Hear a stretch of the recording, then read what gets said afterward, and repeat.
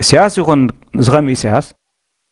ساعتهم اب معرب عالم كوينهم نت سرعات زساسيو نهزبخا محنكل تخوينم شجر المكران زفصمو زصنحون زلون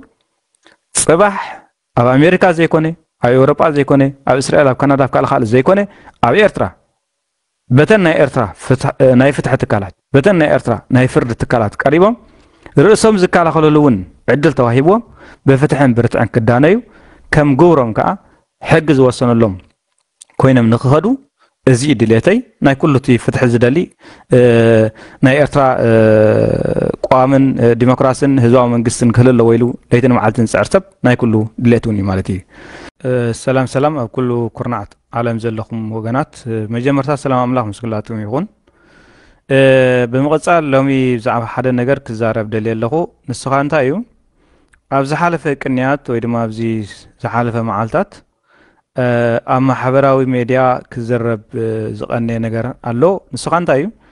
بزعوا زوم اب ايثيوبيا بفلايكا اب كتما اديس ابابا زلو ايرتراويان كوينو قال اتوم درفتي سنطمنياتات وي توسنو خالوت يسرو خمز قني وي چوي خمز لو زرباتات كسمع قنيو بفلاي كا بزعباتهم درفتي الى منصوعو منسم كم خا سنطمنياتات استبحالو سبات بزعباناتهم اسارا ملكيتهم بزح زارب قنيم سفلالي سبات بمجمريا قبل زدلي بفلاي نايتي سرعات ابي ارترا زلو ابسمرا زلو سرعات نايت سرعات دغفتي نايت سرعات تداناغستي سب بفلاي كا نحنا خيم ارتراويان زيغاتات فتحي كم زيت اليوم بزي كسي كسر خم زي كبوم تتاثيرهم دما بحقي بقوام ابيت فرد قريبهم أبقاهم أقربهم مسلم تخارخيرهم سلا رأسهم ككاتعون ككاراخورن كم زخلو كم زقباون حاسبكم بزعوازهم تأثيرهم علو ويتجاويهم علو زبحالو وغانات لسان كنكونهم أف كنكونهم إلكما ميديا موساقم من البات زي زبلوم ويدما زبلوكم زلو تنكم اتبلو زلوكم سبات تي ناي إرترا سرعات زفنولكم بروباغندا ويدما زوكم ناي بروباغندا تلقو ناي سيركولار تلقو ناي كاله مسوس تحاز ناي هالكي تلقو نسو ابوت خينو نزي زنقي ايكونكن سو ابزلو خينو ነገር ግን لسانكم سلا فتحي سلا رتعي سلا حقي سلا قوام ودسب بزي فتحي كأسر كم زي بلو فتحي كوصالو كم زلوو بيت فردون كقرب كم زغبؤو بيت فردن تقريبون طبقات غيرلو مسلو تحليلو سلا رسو كاراخر كم زلوو لسانكم مخفاتكم بتعمي كيغرمنا ايترفن منالبات اتي علامو وي دماتي مغنيات زاربكم زلو بوش فاكتور زدفعكم زلو نجر دحريت كوينو كم زلو كوينو كم قبل وسيده لسانكم مخفات راح جن حدا درجة نقدميتيو كولا يدلي منات السب ببغربي كم تهصانات كلنا ببني شيتاتن نابلنا عقم سبس احنا بقرنا برسنا نقيد ويدما رسنا نمحضر كومخا يترف ده حدا املكي زلو يترف ده حدا نملكي امين يلز غزا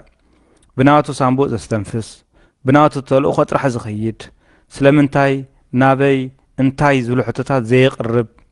كقربون زيد اللي طرح بتازولو طرح زخيد سب ولاون كابتي ناي حدا ملكاوي سرعات عما سرعات وصيو افتحنا برتنا لو زبل سون ككم درجو ككم نقحتو سلازي فلاله قليل ነገር አይኮነን ማለት እዩ ትረፍደና አኻትኩም ነቶም ናይ ስርዓት ተናገጽቲ ናይ ስርዓት ደገፍቲ ተኻብ ስርዓት ወጻ ዘለውን ተመክሮ ግዜ ጭካነውን ይድልዮ مستسرعات من فتح وندليو مستسرعات من بتاخ وندليو فتحت ليو سلازي حدا مستسرعات زي تفاتح زلسب بزي قدس نمن اتفتحي قبايو بزي قاب سبعي تأثر يجوي له مبال نبعلو تقامقاتي يجوي فتح يدلي زبل قال نبعلو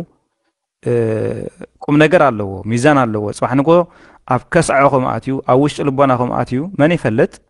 ጥዑያ ሰባት ይገብረኩም ይኸውን ሎሚ ብዛዕባ ሓደ ኣብ ኣዲስ ኣበባ ኮይኑ ዘጭበርብር ብዛዕባ ሓደ ኣብ ኣዲስ ኣበባ ኮይኑ መንከማ ይዝብል ሰብ ፍትሒ ጎዲልዎ ኢልኩም ምዝራብኩም ምስ ግዜ ምናልባት ኩልኩም እኳ ተዘይኮንኩም ገለ ካባኻትኩም ግን ብዛዕባ እታ ብኤርትራ ተጨዊ ዘለዎ ወገን ብዛዕባ ኤርትራ ንዓመታት ተብፀልማ ዘሎ ህዝቢ ክትዛረቡ ተስፋ ይገብር እዚ ማለተይ ተስፋ ይሙላ ኣይኮነን ግን ካብቲ ስርዓት ወይ ድማ ኣብቲ ትሕቲ ኣብ ኤርትራ ዘሎ ስርዓት ዝነብር ሰብ ብኡ ዝመሓደር በትናቱ ተልእኾ ዝኸይድ ሰብ እታ ቃል ፍትሒ ትብል ንባዕላ እታ ረትዒ ትብል እታ ሰብ ተጨዊዩ ትብል ቃል ከም ትግርኛ ንባዕላ ምዝራቡ ዓብ ነገር እዩ በቃ ዓብ ነገር ዓብ ቁም ነገር እዩ ምክንያቱ ኣብ ትሕቲ ናይቲ ኤርትራ ዘሎ ስርዓት ዝንቀሳቀሱ ኩላቶም ፍትሒ ትብል ቃል ከም ትግርኛ የውፅዋን እዮም ብዝያጋ ምጭዋይ ትብል ኣይውፅዋን እዮም ተጨዊዩ ትብል ዘረባ ኣይውፅዋን እዮም ተኣሲሩ ትብል ዘረባ ኣይውፅዋን እዮም ምክንያቱ እዚኣ ገበንያ ኣብ ትሕቲ ስርዓት ዘለዎ ሰብ ማለት እዩ ገበንያ ተቕትል እያ መን ደኣ ተጨዊዩ ብዘይ ሕጊ ተኣሲሩ ብዘይ ፍርዲ ተሓይሩ ብዘይ ክሲ ተጨዊዩ ፍትሒ ሲኢኑ ኢሉ ዝዛረብ መን እዩ እንተኢልና ግን ካብቲ ስርዓት ገልጠምጠም ኢሉ ርእሱ ዝኸኣለ ምስ ናይ ኤርትራ ስርዓት ከዓ ዝተፋትሐ ምስ ሕልንኡን ምስ ሰብኣዊ ክብሩን ጥራሕ ጠጠው ዝበለ ሰብ እሱ ጥራሕ እዩ ብዛዕባ ፍትሒ ብዛዕባ ረትዒ ብዛዕባ ምጭዋይ ክዛረብ ዝኽእል ክሳብ ሕጂ ዝዛረብ ዘሎ ንሱ እዩ ምናልባት እቲ ኣብ ትሕቲ ስርዓት ዘሎ ገሊኡ ብረብሓ ገሊኡ ኣንጻር ፍትሒ ኣንጻር ረሃዋ ህልኽ ስለ ዝሓዞ ገሊኡ እውን ከምዚ ናይ ህዝብና ምሳሌ ምስ ህዝብኻ መዓት ዳረጋግዓት ዝበሃል እዚ እኳ ካልእ ትርጉም እዩ ዘለዎ ምስ ናይ ኤርትራ ዘሎ ስርዓት ደገፍቲ ከይድን እዩ ግን ነዚ ከም ሓደ ፅቡቕ ነገር ሪኦም ከዓ ብሓባር ንጥፋእ ብሓባር ንልማዕ ኢሎም ዝሓስቡ ሰባት ከዓ ኣለዉ ስንፍና ዘምፅኦ ነገር እዩ ብሓፂር ግን ኣብዚኣ ዘላትን ርእይቶ እሞ ከዓ ናይቲ ስርዓት ደገፍቲ እሞ ከዓ ናይቲ ስርዓት ኣምለኽቲ እሞ ከዓ ናይቲ ስርዓት ተደናገፅቲ እታ ፍትሒ ትብል ቃል እታ ምጭዋይ ትብል ቃል እታ ተዓሽጎም ትብል ቃል እታ ተዓፊኖም ትብል ቃል ቃል ከም ቃል ጥራሕ ንግደፎቲ ብምክንያት ፕሮፓጋንዳ ድዩ ብምክንያት ሰርኩላር ዝተባሃልዎ ድዩ ዝተዋህቦም ተልእኾ ድዩ ካልእ ንሱ ከም ዘለዎ እዩ ንፅበዮ ነገር እዩ ንግደፎ ንዑ ንሱ ከም ዘለዎ ኮይኑ እቲ ቃል ከም ቃል ግን ኣብ ልሳኖም ምውፅኦም ብጣዕሚ ፅቡቕ እዩ እዚ ግን ብዝያዳ እዚ ግን ብዛዕባ ኣብቲ ኤርትራ ዘሎ ብዛዕባ እቲ ህዝቢ ኤርትራ ዝረኽቦ ዘሎን ዝነበረን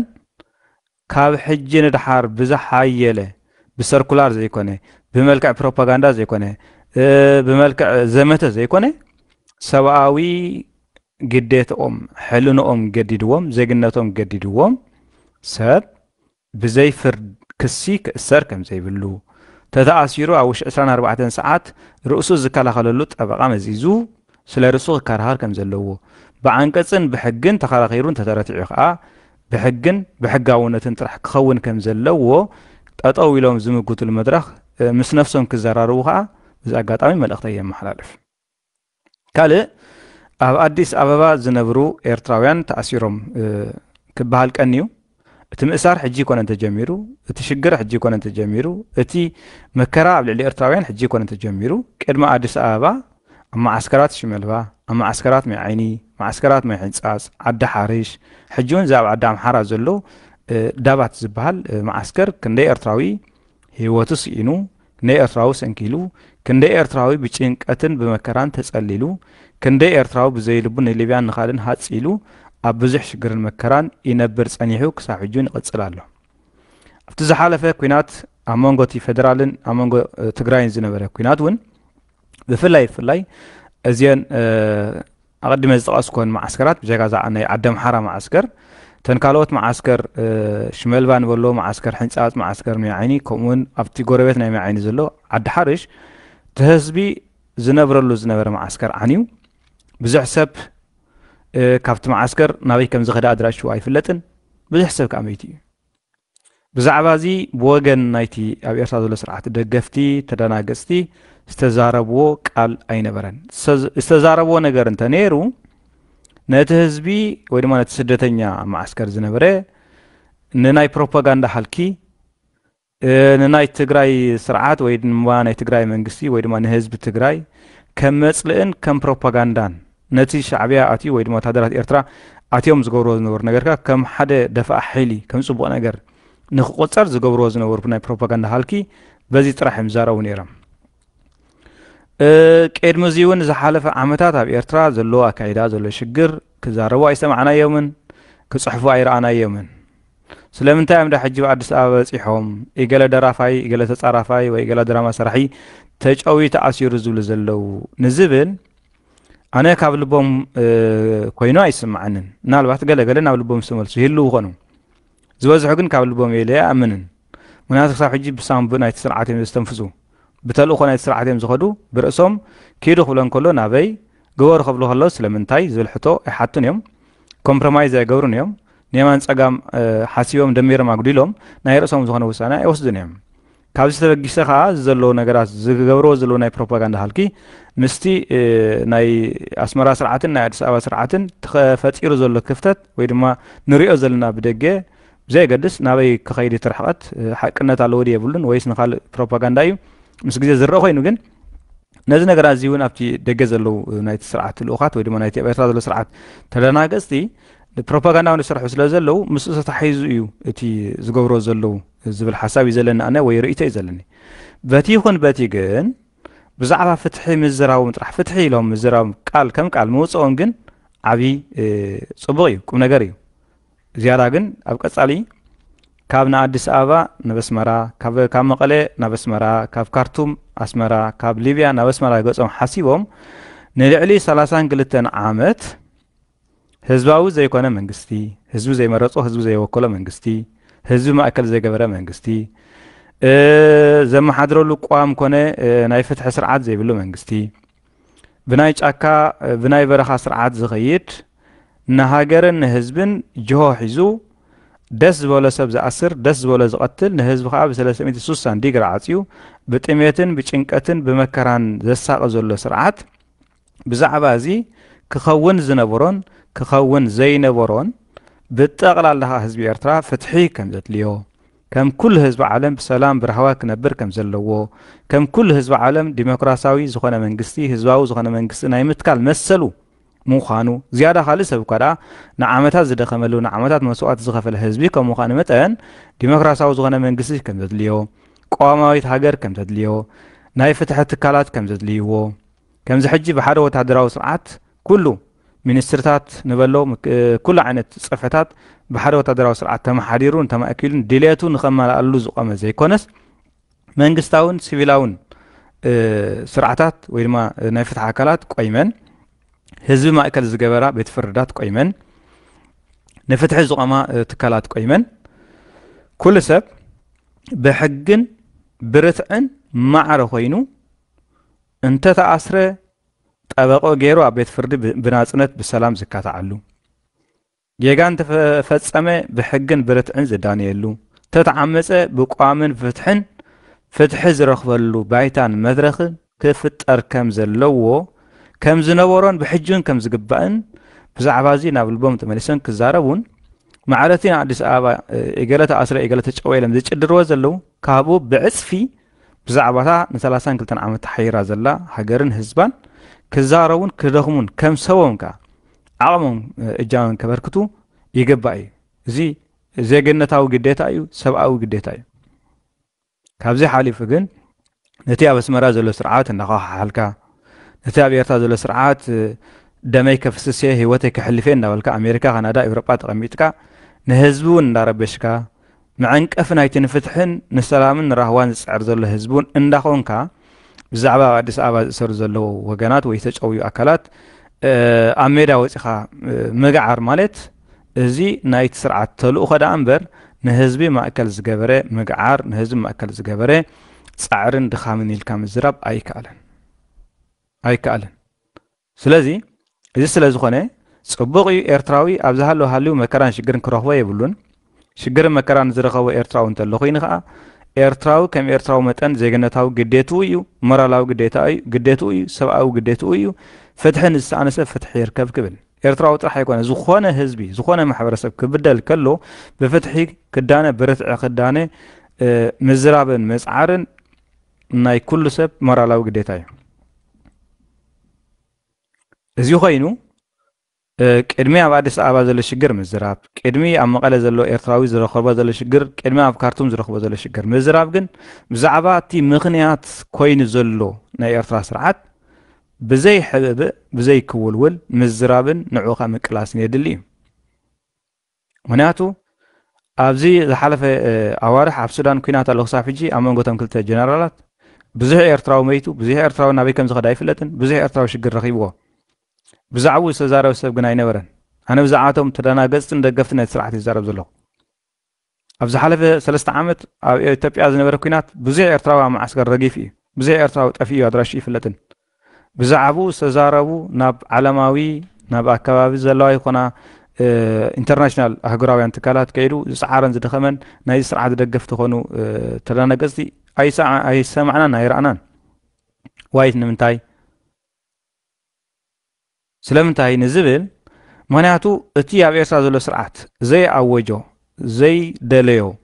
ዘይመደቦ ስራሕ ምስራሕ ማለት ብገበን ስለዚ ሕትት ነቶም ደገፊ ነቶም ተደናገፅቲ እዚ ክገብሩ ኣይከኣሉን እዚ ከዓ ካብቲ ስርዓት ኣብ ኤርትራ ዘሎ ኣይተፋትሑን ሰብ ከይተፋትሐ ፈፂሙ ምስቲ ኤርትራ ዘሎ ስርዓት ከይተፈላለየ ከይተፋትሐ ንሱ ዝፀልኦ ነገር ንሱ ዝፀልእ ሰብ ፍትሒ ክነብር የብሉን ሕጊ ክቀውም የብሉን ዲሞክራሲ ክህሊ የብሉን እዚ ዝፈትርሱ ሰብ ስለምንታይ ተኣሲሩ ዝብል ሕቶ ኣይፈቱን እዩ ሰብ ስለምንታይ ተጨዊ ዝብል ሕቶ ኣይፈቱን እዩ ሰብ ተኣሲሩ ናብ ቤት ፍርዲ ይቕረብ ዝብል ኣካል ተረኺቡ ኣይፈቱን እዩ ሃገር ብቋምን ብዲሞክራሲን ብሕግን ሕጋውነትን ትኺድ ናይ ፍትሒ ትካላት ንህዝቢ ይቆማ ስለ ህዝቢ ጠጠው ይበላ ዝብል ኣካል እንተዳ ሰሚዑ ኣይፈትዎን እዩ እሞ ካብ ማእከሉ እንተዳ ኮይኖም ከም ገለ ክብሉ ብጌጋ ተኮይኖም እውን ዘንሰባ እዚኣቶም ሓንሳብን ሓዋርን ሂወቶም የላን ስለዚ እዚ ከይኮነ ይተርፍኒ ብርግፁን እዚ እዩ እዚ ነገራት እዚ ስለ ዘይፈቱ ስርዓት እዚ ነገራት እዚ ስለ ዘይፈቅድ እሞ ከዓ ንሶም ደገፍቲ ናይ ስርዓት ተደናገፅ ናይ ስርዓት ክሳዕ ዝኾኑ ካብቲ ድሌት ናይቲ ስርዓት ዓንኬል ወፂኦም ኤርትራዊ ኣብ ሱዳን ሽግር ረኺቡ ኣብ ሊብያ ሽግር ረኺቡ ኣብ ግብፂ ሽግር ረኺቡ እዚ ዝረኽቦ ዘሎ ሽግር ከዓ ካልኣዊ እዩ እምበር እቲ ቀዳማይ ሽግር ኣብ ኤርትራ ይመበገስ እዩ ኢሎም ክዛረቡ ስለ ዘይፈቅደሎም ንሳቶም ብዓብዩን ስለ ዘይተፋትሑ ካብቲ ስርዓት ክዛረቡ ኣይከኣሉን እዚ ንምንታይ ክዛረቡ ዘይከኣሉ ኢልና ትፅቢት ንገብረሉ ነገር የለን ምክንያቱ ክፋትሕሎም እያ ክፋትሕሎም ድሕሪ ክዛረቡ ኮይኖም እቲ ዝተፋትሐ ካብቲ ስርዓት ዝተፋትሐ ማለት ህዝቢ ኤርትራ ከም ህዝቢ ተኸቢሩ ክነብር ኣለዎ ንሱ ዝደለዮ ምሕደራ ክምስርት ኣለዎ ዝበዝሖ ማጆሪቲ ዝተሰማምዕሉ ናይቶም ዝወሓዱ ቃል ከዓ ዝኽበረሉ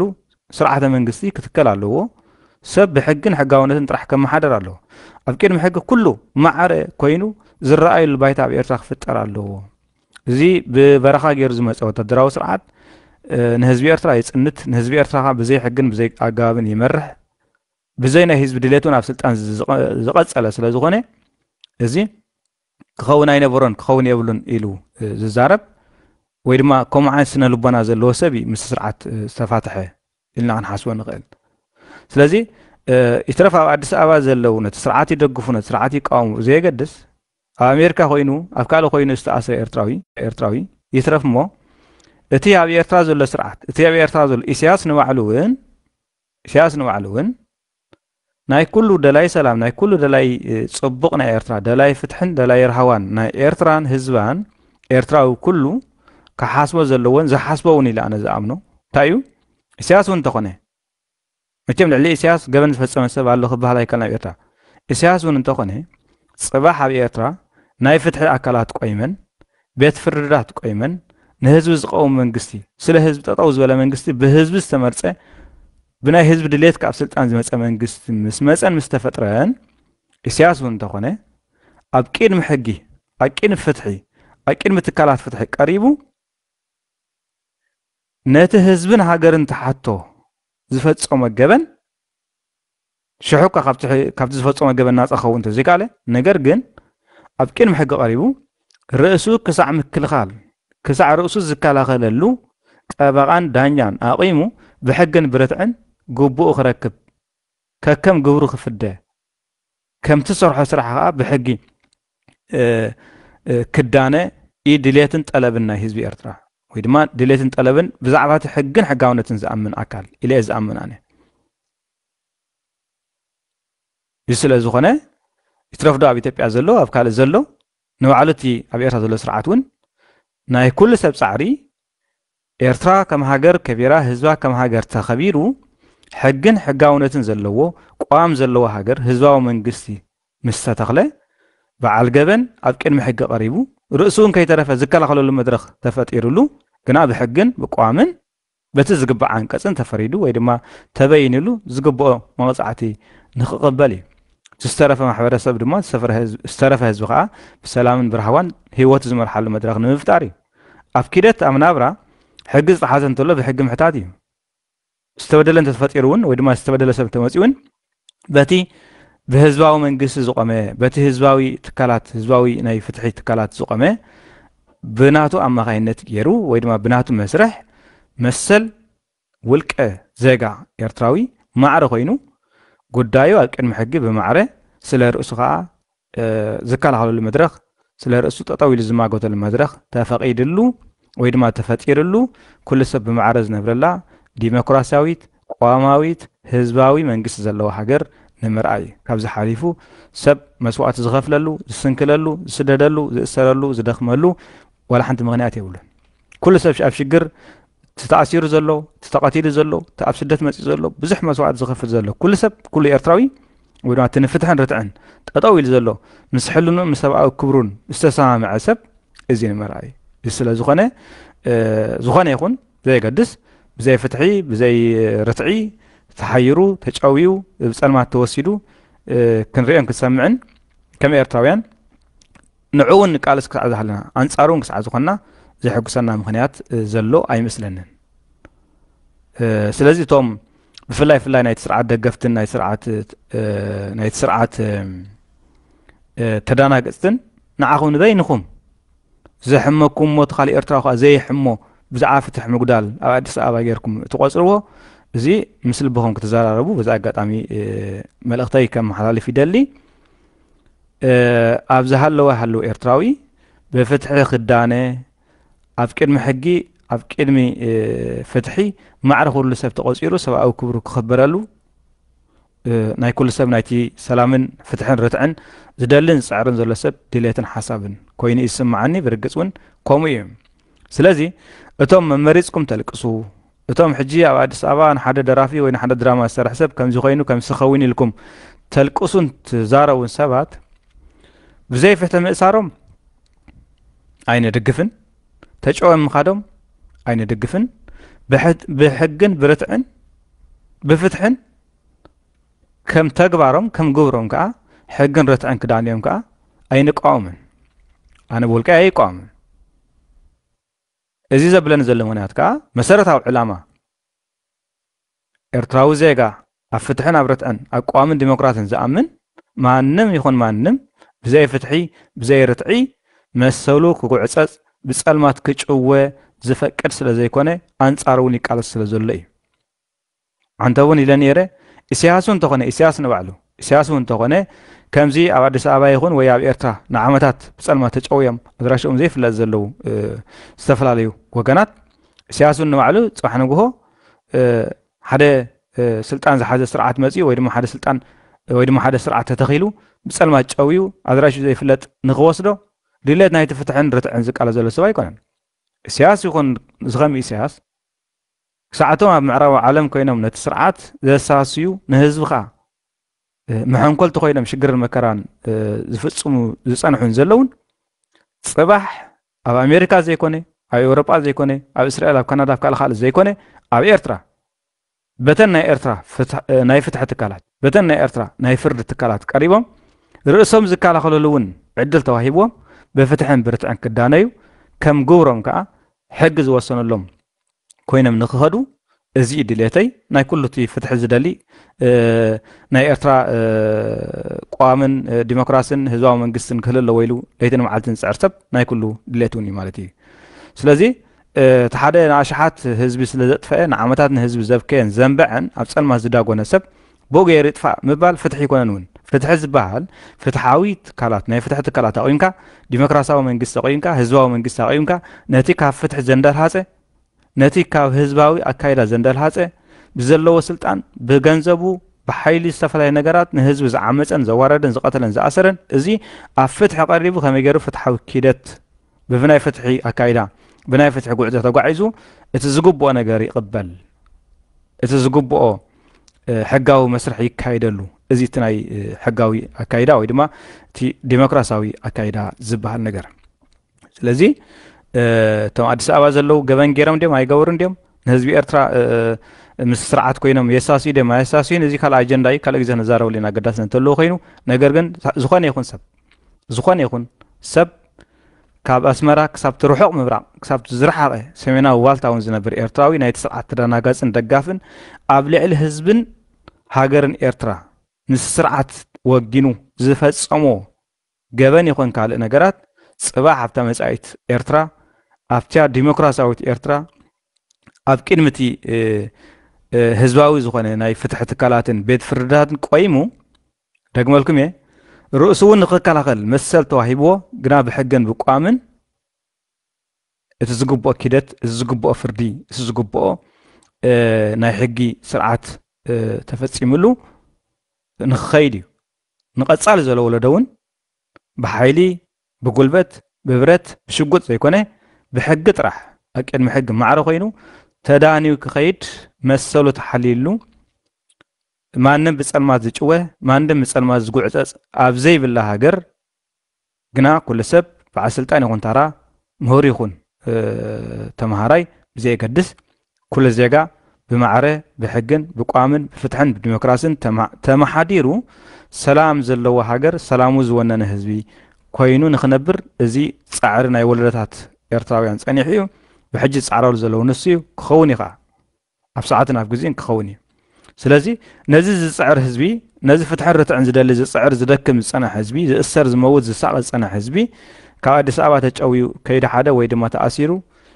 ዝሕጎስ ህዝቢ ይኮነን ገበን ተገይሮም ብገበኖም ግና ብሕግን ብፍትሕን ነቲ ሃገር ተዳበዲሎም በቲ ናይ ሃገር ሕጊ ንህዝቢ ኤርትራን ንኤርትራን ተዳበዲሎም ምስ ተዓማፅ ኮይኖም ተዳወጊኖም ከዓ ሎሚ ይኮነን ጽባሕ ሕጊ ዲሞክራሲ ቋም ናይ ፍትሕ ኣካላት ኣብ ዝቐምሉ ህዝባዊ መንግስቲ ኣብ ዝተከለሉ ከም ምግባሮም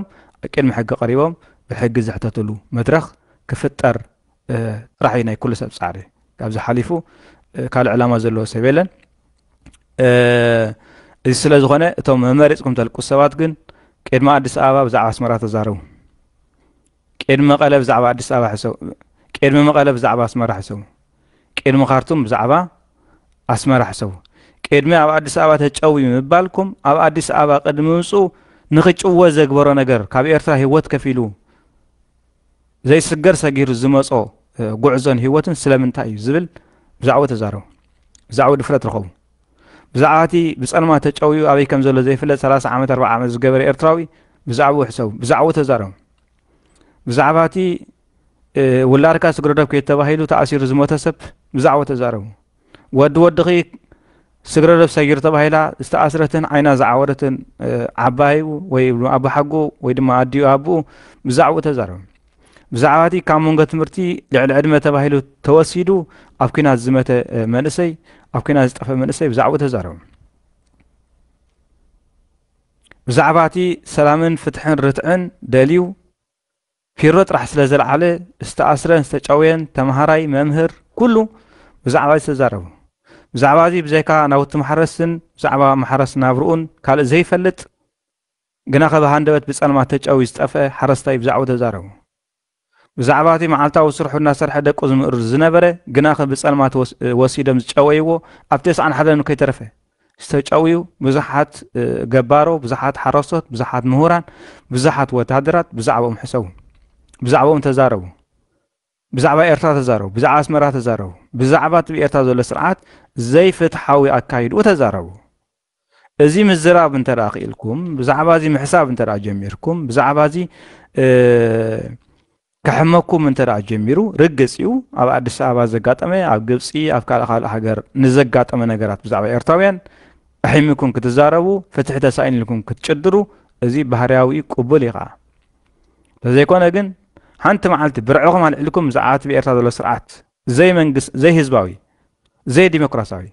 بقوام زي محاضر زي محاضر اللي حقن فتحن زي بلو زعاج ختزارو تبعات زي بالكم زعواتي اب صرما زنبر زلو حزب ختزارو كتصحفوا تبعات زي بالكم كتمدروا تبعات زي بالكم وقادا با انصارو علنالكا منتخا كاباغا هاديمنا بحرن صحرن يلنا سغيرنا افسينا تچفچفنا اب ليبيا ندينا حريرنا حجي اوروبا اتينا معراو علاماتنا كن نعها خنموتلك اينا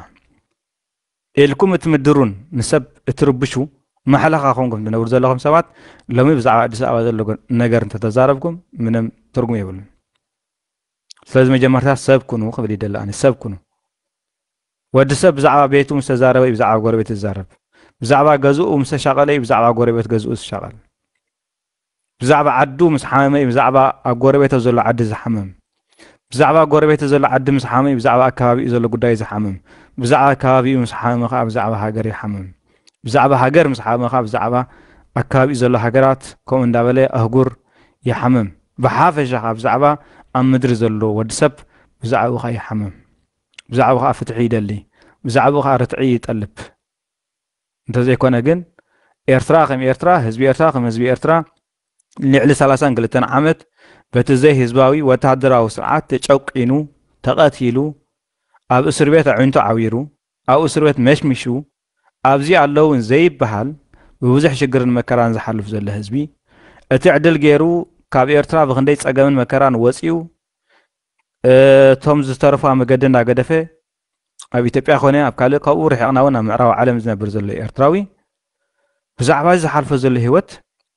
ክትዛረቡ እንተዳ ድፍረት ዘይብልኩም እንተዳ ሞራል ዘይብልኩም እንተዳ ልቦና ዘይብልኩም ብዛዕባ ኣብ ኣዲስ ኣበባ ዝተኣስረ ሰብ ብዛዕባ ኣብ መቐለ ዝተተሓዘ ሰብ ምዝራብ ወላ ሓንቲ ትርጉም የብሉን ኣይትዛረቡ ዝብል ሓሳብ የብለይን ግን መን ዝቅድም ኣብ መቐለ ንኸጭዎ ዝገበሮም ነገር እንታይ ኣብ ኣዲስ ኣበባ ንኽእሰሩ ዘግበሮም ምክንያት እንታይ ካብ መሰረቱ ሲ እንታይ ናኡ ጽሒዎም سبكو بزعت مسرت كزارة بزعت كوز كزارة ولا مجورتا زي أبغى أديس أبغى زكاتم زلوا أقول سياف كلا خالد زكاتم زل إفكتي وتصيدي كوز جنابي تمخنيات كأن مخنيات بس مراي كأن مخنيات هبتي أرتاد ولا سرعتي سلازي التحمام من ترى فليتي خا مدهني تزارب بزعت عن عين ما ينترى تزارب كأخا بزعت كب عين ما يزوج أو حزة تزارب أتي أبغى أديس أبغى خونة أب مقالة خونة أبي تبيع أفكار خالد عدتات نهي إرتراويان زقاتمنا زنبرن حجون زقاتم زلو كابتا عين ما يزفلفله زارايو ويدما مقصلتناتي مجمرتان سورن جن ويدما تعين ما يجن أبس مرايو لذي بخمسين أجر أنت عاريخمو توم نايت سرعة دقفت ترانا قصتي قليليو مستوى بحرياتكم ويدما مسحلناكم تزاراريبكم كتزاروا لتقوليهم كتباراور تقوليهم زي كسعدي تجبر جن زي ما مريض كأويات تغينو من الوقت كابتي بسركولار زوها بكم ملقتي ويكا ببروباغندا زي ما حلفلكم جبروا وفركايدو تواهيل زوها بكم مقصل تنايت سلاسان قلتن عامة زي كوينو سواءوي حلناكم تسمعكم إرتراوي زي جنتكم جديدكم تزاروا علىكم زي ابنة وجنا يبلين كحرف زيدا لكن كم تقدم جمهور حزب الكوجن أتي فتحي رتعي مش وايز بالقالات نبعلو زي قدستي كسجون هاي السجون تنقالات نبعلن كأفكم موسى أنجن بتعمي صبغنا قريم حدا سجون تنقدمتي حدا سجونتي أتي كم زي ود حجر كم كدع كم كالجر كم تقصروا تسرع زحوكم شمت تطمقوا زلكم إرترا وحوكم وجنكم زي إلو كاوز أتزار وزربايلن مالك